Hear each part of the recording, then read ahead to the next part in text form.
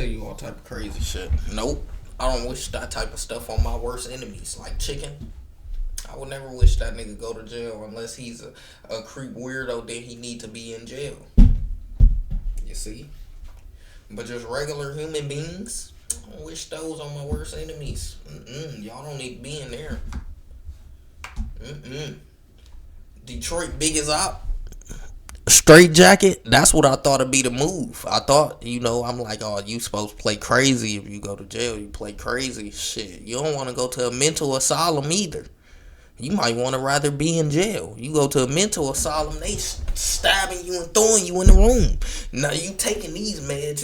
You ain't taking no meds? Oh, now you in the suicide room. Oh, man. God damn. Yeah, see?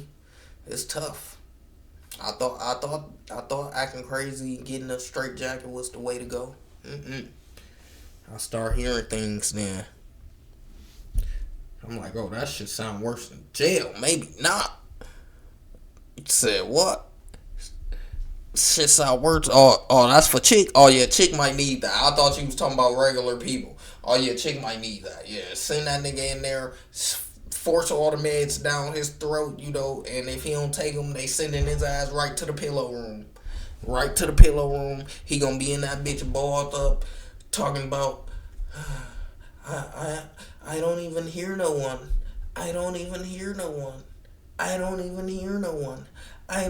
He gonna be in that bitch just like that. They gonna, cause they be thinking people already crazy. They make sure you're crazy once you in there. They gonna make sure once you leave, whatever they was doing in there was justified because you was a crazy lunatic. It's tough. Send his ass in there. 1-800-SUICIDE-HELP. That's really all you gotta do if you want them to go in there. Tell them that you seen that nigga motherfucking trying to himself. They gonna come find him immediately. They gonna come find him immediately. They don't let you do that to yourself. He said he in North Carolina, right? Don't dox him. Bro, we ain't beefing with you, bro.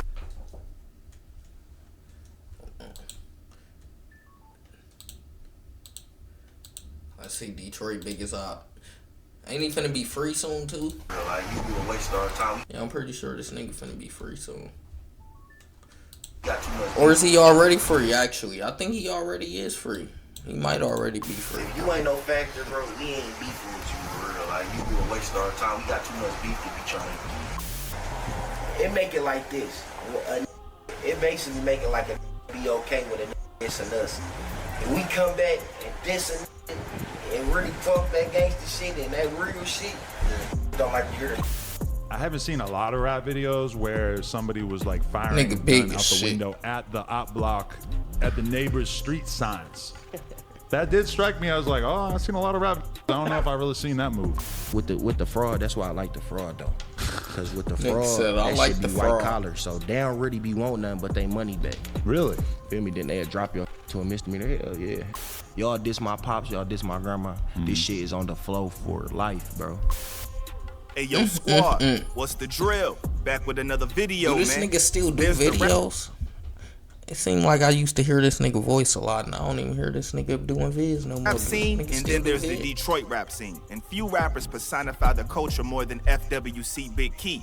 He's been involved with some of the most vicious beefs that come out of that town. Beefs that make the stuff regular rappers get up to seem like regular reality TV drama.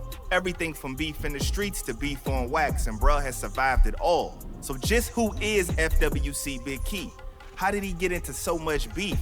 And how has he lived this long to even tell his story? We're gonna find out.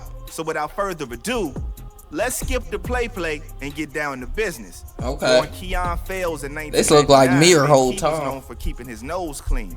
You wouldn't That's know why if his looking eyes at him won't right grow now, but fro. he was really a good kid once upon a time. I had both of my parents, but my mama ain't work. My pops took care of my mama, us, all that. So I ain't really grew up knowing all how that shit was for real like that. Like I Rich had niggas anything make I wanted, me I ain't sick. gonna lie. Right. However, this meant that while the other kids his age were out slinging and scamming, the young FWC only had older boys to hang out with. In the rough neighborhoods of the West Side, that's about as good as it gets. Rap was a big part of his childhood, with legends like Blade Icewood filling his ears with the realness and showing him that Detroit rap is in a league of its own. Is Blade his favorite rapper then? Nah, he reserves that title for himself, because that's just how much he believes in his own talent. As for where he gets his confidence from, it might have something to do with the positive role models growing up, starting with his father. From how Big Key tells it, the man was as honorable as they come, and a straight-edge dude too. He made his living by running his own tire shop, and he was able to take care of his family with nothing but clean money. I grew up on the west side. I'm from Linwood and Montgomery. See, my pops, everybody from the west side know my pops, bro. Like, he just passed away from shit, but he had a tire shop on Quincy and Grand River. Everybody, if you from the west side, 48204, 48205, 48206, all them zip codes, you know who my pops is. You feel me? Everybody know who my pops. He was so respectable that everybody Tire shop, on the west Snoop, side get us knew a who he tire was, shop, and the nigga. same goes for FWC's big brother. Of course, his big bro didn't have that squeaky clean reputation that his dad had earned. FWC's gone on the record to say how fearsome his brother could be, and that's exactly why the eventual rapper wanted to be like him. Like my big brother's a bad nigga. Niggas know my big brother, so Really? yeah, he about to get out too. He just did 7. Did 7. Everybody to get out June 12th. Wow. Free D, man. His father had some strong Nah, these opinions niggas about how is he crazy. should live his life. 7. A man of discipline. He wanted FWC to play basketball from day one, which isn't surprising considering his stature. He had some talent in that department too, so much so that he joined the varsity team at his high school when he was just a freshman. My pops wanted me to do it just on some board shit. I really started liking it. I ain't really played no sports until like the 8th grade. Damn. So my pops wanted Nigga me to do big this. as I shit, did not that playing just 'cause it was sports. something to do for real. Right. Now, despite being a well-behaved kid, Big Key Nigga found just wanted himself to get on in the the wrong streets side for of the fun. law as a teenager.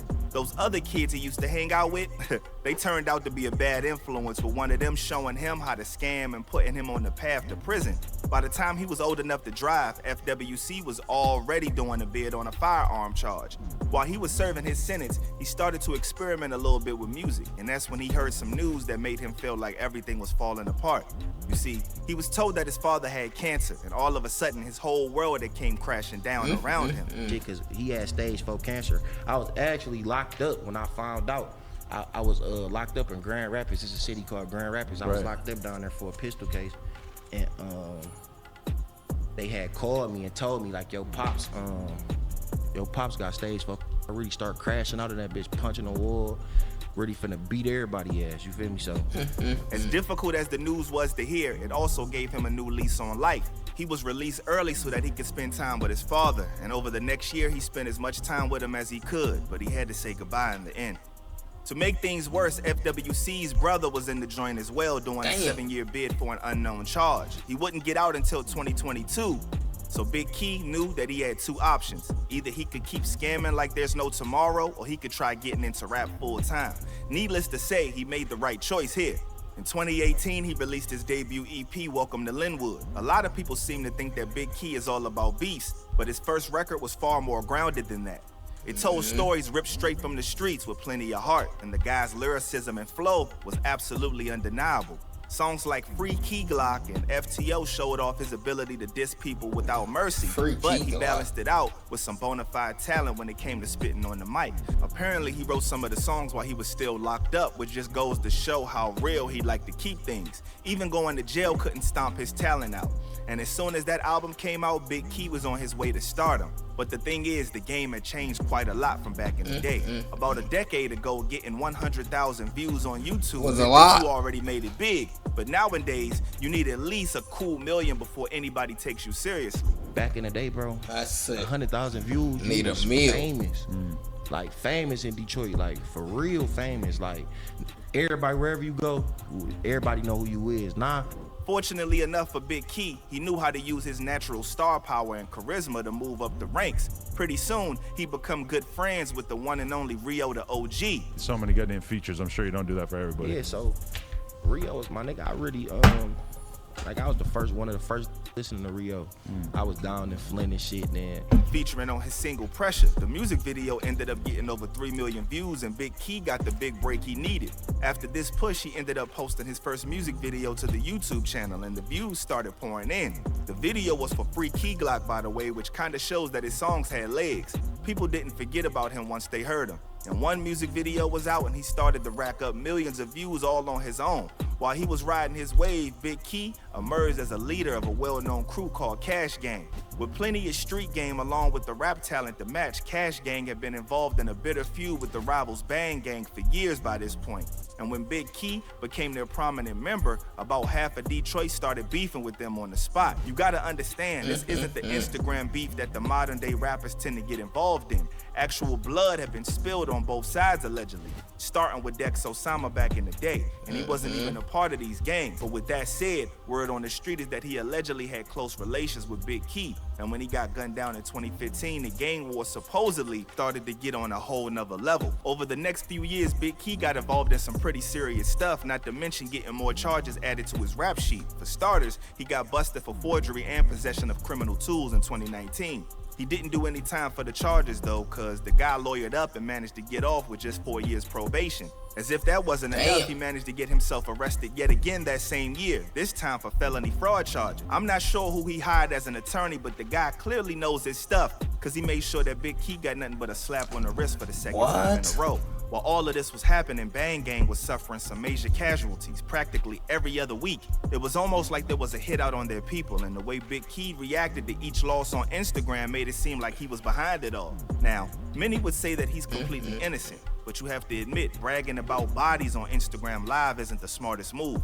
It's the sort of thing that can give the cops some serious ammunition if they wanted to come after you. And if the feds get involved, you can kiss your freedom goodbye. One of Bang Gang's central members, Jizzle P, ended up getting gunned down during this beef. No one knows about who shot him or why, but the fact that all of it happened in front of his mother really proves that things were as serious as it gets. The shooting was so vicious that his moms couldn't even tell who the perpetrators were because the fury of gunfire sent out tons of sparks that blocked their faces from view. Now that's wild. On top of that, another Bang Gang member named Javar got shot at the same time. This really makes it look like it was a hit out against the gang, and most people think the Cash Gang was behind it all, and by extension, Big Key.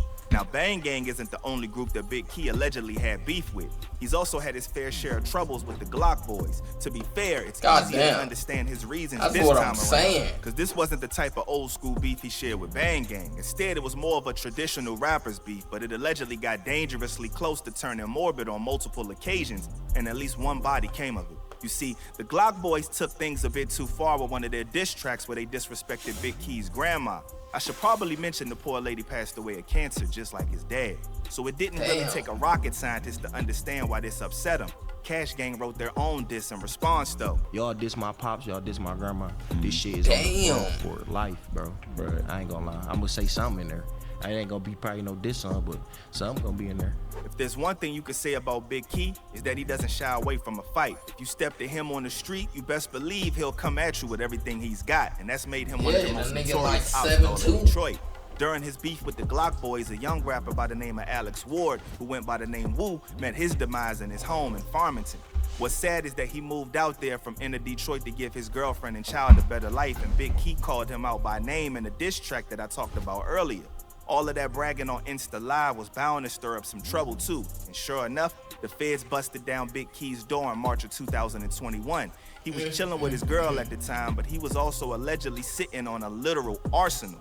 The feds found weapons and ammunition, but more importantly, they found Big Key's ice. He was smart enough to not show his face on the Insta Live videos where he talks about dropping bodies, but his ice was on full display. The authorities used this to make a connection between him and the Slangs, and he had to give interviews wearing an ankle monitor as a result. The last we heard, he did some time in the joint in 2023, but that hasn't stopped him from putting out track after track. And if you listen to his recent stuff, you know he's still stepping on ish. According to a recent inmate search, Mr. Key won't see the light of day until December 5th, 2025, which isn't far away, but isn't right around the corner either. A lot can happen in that time, but bruh's just in his mid-20s, so his career should remain while he holding it down behind bars. And while he in there, I know one thing, he better stay smart, stay alert, and stay real. I'm out, y'all.